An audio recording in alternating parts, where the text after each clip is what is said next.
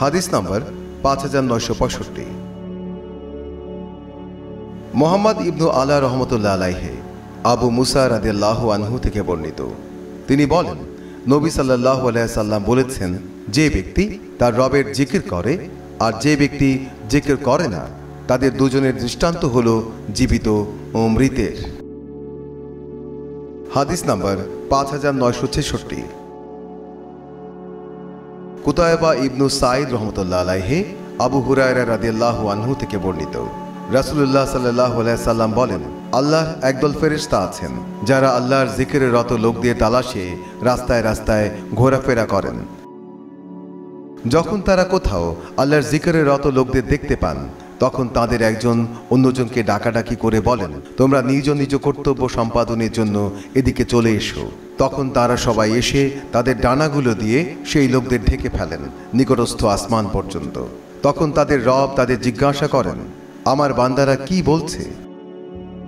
তখন তারা জবাব দেন, তারা আপনার পবিত্রতা বর্ণনা করছে, তারা আপনার শ্রেষ্ঠত্ব প্রকাশ করছে, তারা আপনার প্রশংসা করছে এবং তারা আপনার মাহাত্ম্য বর্ণনা করছে। তখন তিনি জিজ্ঞাসা করবেন, তারা কি আমাকে দেখেছে? তখন তারা বলবেন, হে আমাদের রব, আপনার কসম, তারা আপনাকে দেখেনি। তিনি বলবেন, আচ্ছা, তবে যদি তারা আমাকে দেখত? তারা বলবেন, যদি তারা আপনাকে দেখত তবে তারা আরো বেশি আপনার ইবাদত করত, আরো অধিক আপনার মাহাত্ম্য বর্ণনা করত, আর বেশি বেশি আপনার পবিত্রতা বর্ণনা করত। বর্ণনাকারী বলেন, তিনি বলবেন, তারা আমার কাছে কি চায়? তারা বলবেন, তারা আপনার কাছে জান্নাত চায়। তিনি জিজ্ঞাসা করবেন, তারা কি জান্নাত দেখেছে?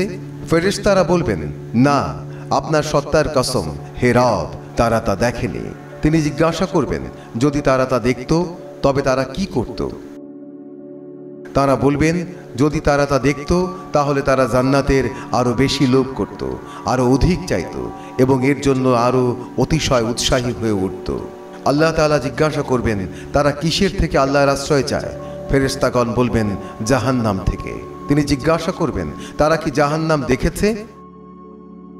তারা জবাব দিবেন, আল্লাহর কসম, হে রব, তারা জাহান্নাম দেখেনি। তিনি জিজ্ঞাসা করবেন, যদি তারা তা দেখত তখন তাদের কি হতো? তারা বলবেন, যদি তারা তা দেখত তবে তারা এ থেকে দ্রুত পালিয়ে যেত এবং একে সাংঘাতিক ভয় করত।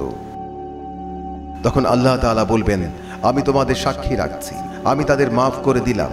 তখন ফেরেশতাদের একজন বলবেন, তাদের মধ্যে অমুক ব্যক্তি আছে যে তাদের অন্তর্ভুক্ত নয়, বরং সে কোনো প্রয়োজনে এসেছে। আল্লাহ তাআলা বলবেন, তারা এমন উপবিষ্টকারী বৃন্দ যাদের বৈঠকে অংশগ্রহণকারী বিমুখ হয় না।